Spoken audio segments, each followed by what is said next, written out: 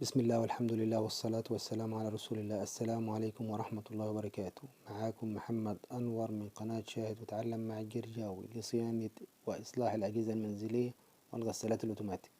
معانا سخان فريش لسه طالع من كرتونته، وهو طبعا بيجي متظبط إن هو يشتغل على أنبوبة. ده مفتاح البارد، وده مفتاح الماء السخن، وده مفتاح دخول الغاز. زي ما انتوا شايفين حضرات، احنا هنفك السخان عشان نعدل الفواني او نوسع الفواني بحيث تشتغل على الغاز الطبيعي. بنسحب الاوكر الاول زي ما حضراتكم شايفين بكل سهولة عشان نقدر نفك السخان.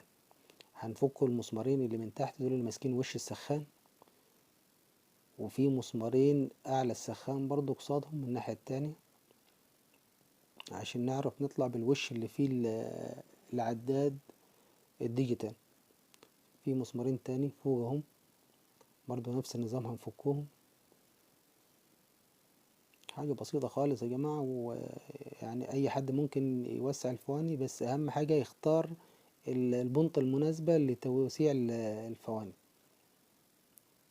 هنفك الوش من الكليبسات بتاعة العداد والحساس ونركنه على جنب.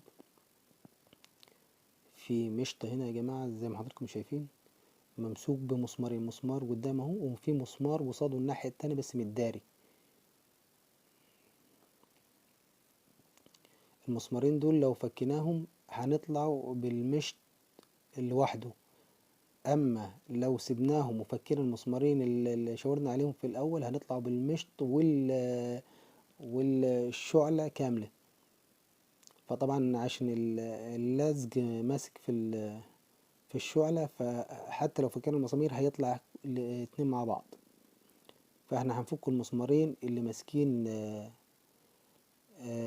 الصمام نفسه مع الفواني. زي ما حضراتكم شايفين مسمار ورا ومسمار امامي، وهنطلع بالوش وش الشعلة مع الفواني يا جماعة زي ما انتوا شايفين حضرات. واحنا بنفك برضو نخلي بالنا لان في جوان بيمنع تسرب الغاز، يعني بين الجزء ده والجزء النحاس في جوان هتشوفوه دلوقتي حضرات. هنحاول افك المسمار اللي متداري واسيبه زي ما هو برضو عشان ما يعكسنيش في التركيب.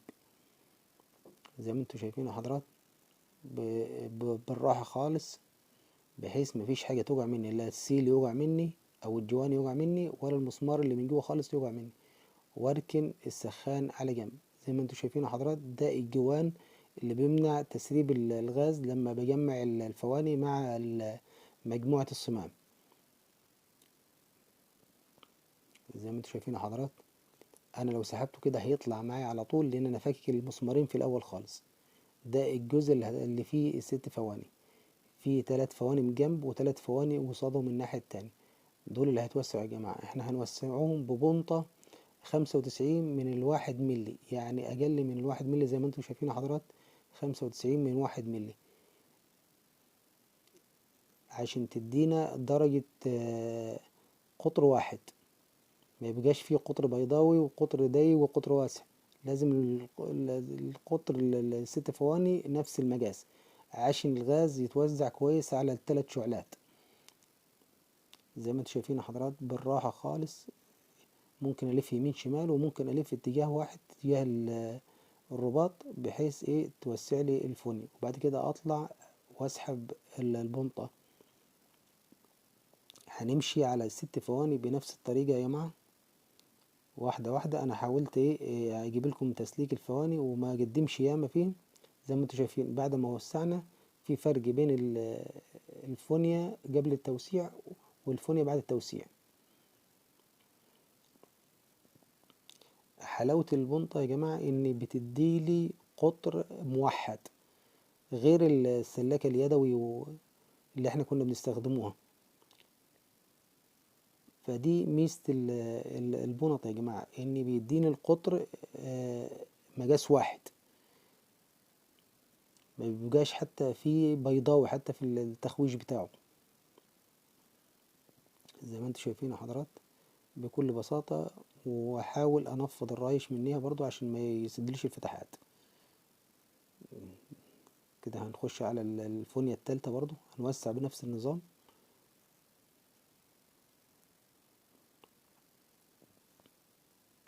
بسيطة خالص.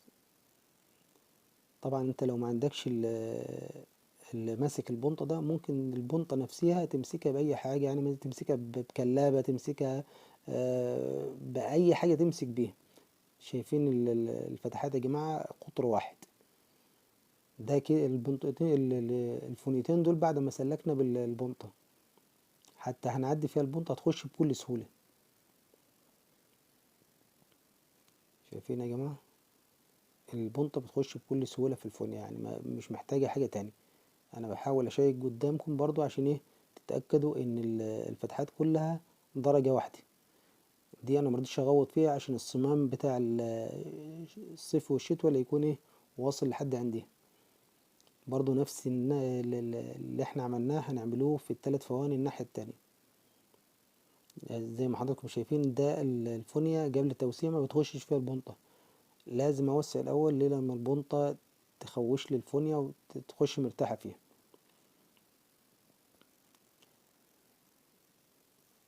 بكل سهولة وبكل أريحية يا جماعة، من غير ما الفتحات تبهوج معايا. طبعا أي سخان جديد بيجي متظبط إنه يشتغل على أنبوبة، والعميل هو اللي بيعدله طبعا إيه. لو حبوا يشغلوا على غاز طبيعي هو بيضطر إيه يجيب فن عشان يوسع الفواني، أو شركة الغاز نفسها لما بتيجي تركب السخان بتوسع الفواني. فطبعا السخان ده بتاع واحد صاحبي طبعا، وقال لي انا عايز اشغله على الغاز الطبيعي، يا ريت تجهز لي الفواني بحيث ايه يبقى السخان جاهز على التركيب لما يجي بتوع الغاز يركبوه. كده كده بتوع الغاز بيوسعوه بنفسهم، فطبعا هو ايه ما يعرفش المعلومة ده الا بعدين. فقلت له هات وانا اجهزه لك. بنبدأ نجمع المسمارين بتوع مشط الفواني يا جماعة، ونبدأ نركب المجموعة كلها مع بعضها على صمام الغاز، على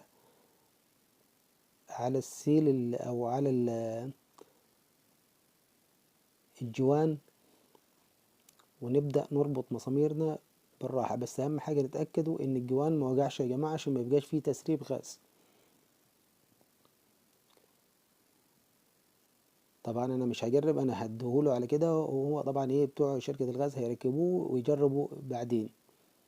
اتأكد ان ان الجوان يا جماعة موجود ما وجعش، عشان لو وجع الجوان ده هيبقى فيه تسريب غاز بكمية رهيبة. هربط المسمار اللي انا سايبه من جوه الاول يا جماعة، وبعد كده اربط اللي من بره ده. زي ما حضراتكم شايفين انا خلصت رباط وجمعت كويس وشيكت على كل حاجة. هبدأ اركب بقى ايه الكابلات بتاعة السبارك وكابل الحساس بتاع الشعلة. طبعا عشان احنا شلت الكابل فوسع، فطبعا بحب اقص منه حتة عشان يبقى محكوم على الابرة. ده كابل اللي عليه علامة حمراء بتاع السبارك اللي بيديني الشعلة، والتاني برضو الشعلة. اما اللي عليه العلامة الزرقاء ده بتاع الحساس اللي بيحس بيه بدرجة الاشعال او بوجود النار. زي ما انتوا شايفين يا حضرات، يعني طريقة سهلة وبسيطة، وبإمكانيات يعني ايه موجودة في السوق. بنركب السوكتات بتاع عداد الديجيتال والسوكت بتاع الحساس بتاعه. طبعا مفيش سوكت بيركب مكان سوكت لان ده 3 وده 2. ونبدأ نقفل الوش تاني زي ما انتوا شايفين يا حضرات. وبتكفيل الوش ان شاء الله نكون وصلنا لنهاية الفيديو. يا ريت لو عجبكم الفيديو ما تنسوش الاشتراك بالقناة وتفعيل زر الجرس ليصلكم كل جديد ومفيد. بنبدأ يا جماعة نربط الوش بتاعنا ونرجع الأوكر مكانها، ونتأكدوا ان الأوكر ركبت كويس في مكانها، ما تبقاش شحطة على الصاج. ده السوكت يا جماعة بيجي سوكت جاهز للشاحن. والسلام عليكم ورحمة الله وبركاته.